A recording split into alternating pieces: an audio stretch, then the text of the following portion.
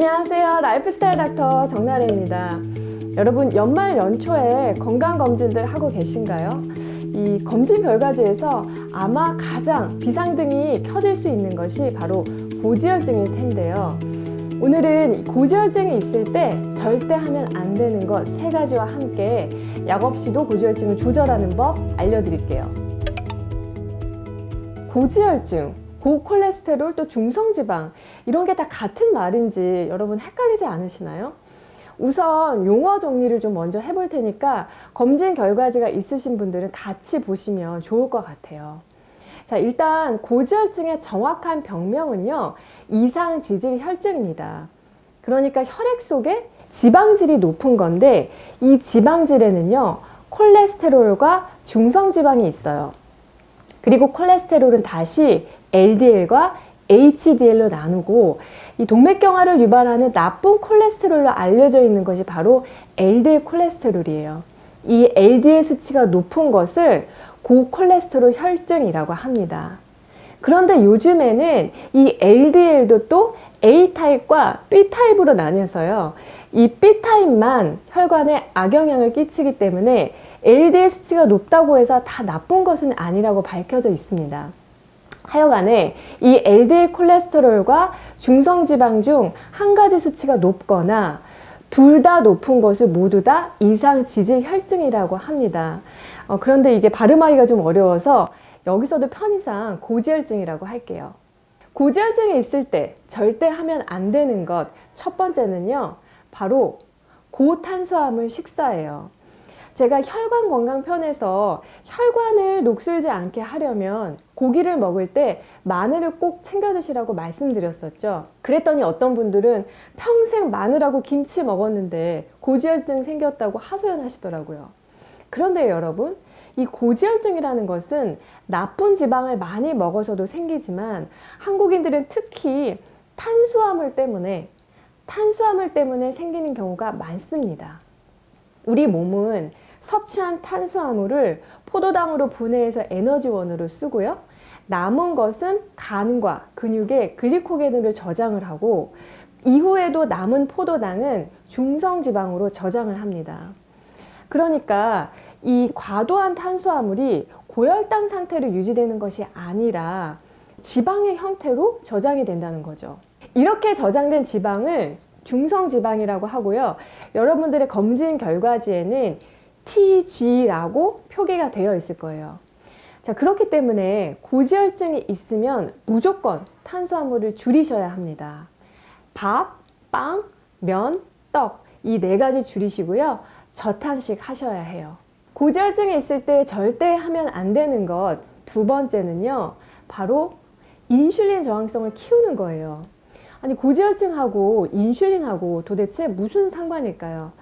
인슐린이라는 것은 이 혈중의 포도당을 근육이나 세포 안으로 끌고 들어가는 열쇠 역할을 하는 호르몬이죠. 그런데 근육이나 세포에서 인슐린을 받아들이는 수용체, 그러니까 열쇠 구멍이 망가져서 포도당을 못 받아들이게 되면 포도당은 그대로 혈액 속에 쌓이게 되고, 이 고혈당 상태의 혈액이 간으로 흘러 들어가면서 지방으로 저장되기 십상입니다. 이런 상태가 계속되면 당뇨도 생기게 되는 거죠. 자, 이렇게 인슐린이 있어도 인슐린을 못 받아들이는 것을 인슐린 저항성이라고 하는데요. 인슐린 저항성을 키우지 않기 위해서는 포도당이 흘러 들어갈 수 있는 근육이 충분해야 합니다. 유산소 운동과 함께 적절한 근육 운동이 반드시 필요하고요. 또 혈당을 급격하게 올리는 음식을 자꾸 먹으면 고혈당 폭격을 맞으면서 인슐린 수용체가 망가지게 되는 것이기 때문에 되도록이면 혈당을 천천히 올리는 음식을 드시는 것이 좋습니다.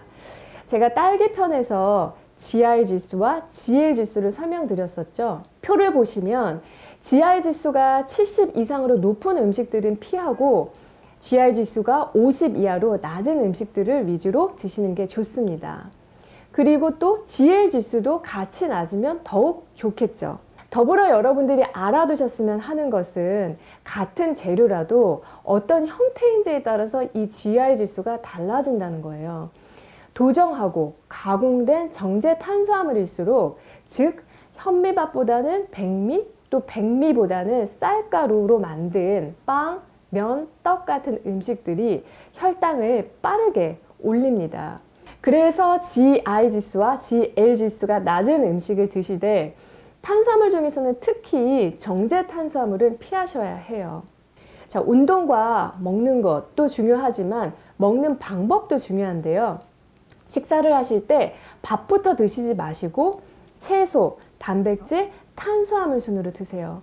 그러니까 예를 들면 토마토나 브로콜리 같은 채소, 혹은 국이 있다면 국 안에 있는 콩나물이나 우거지 같은 것들을 먼저 드시고 두부, 계란, 콩 같은 단백질을 드시고 이후에 탄수화물을 먹는 방법, 순서를 체, 단, 탄의 방법으로 식사를 하셔서 이 빈속에 탄수화물이 들어오는 것을 예방하면 혈당이 급격하게 오르는 것을 어느 정도 방지할 수 있습니다. 고지혈증이 있을 때 절대 하면 안 되는 것 세 번째는요, 바로 간을 피로하게 하는 거예요. 이 간은 콜레스테롤을 합성하고 또 담즙을 생성해서 지방을 분해하고 배출하는데 매우 중요한 역할을 하기 때문에 간이 피로해서 간 기능이 떨어지게 되면 고지혈증에서 벗어날 수가 없습니다. 그래서 고지혈증이 있다면 항상 간부터 챙겨야 하는데요. 이 간 건강에 대한 얘기는 매우 중요한 주제이기 때문에 따로 떼어서 영상을 한번 만들어 보도록 할게요. 여러분, 고지혈증이 심하다면 적절한 치료를 반드시 받으셔야 하지만 너무 약에만 의존하지 마시고 오늘 알려드린 방법들을 병행하셔서 조금씩 약을 줄여 나가 보셨으면 합니다. 오늘 내용이 도움이 되셨다면 좋아요와 구독 눌러주시고요. 저는 다음에 또 찾아뵐게요.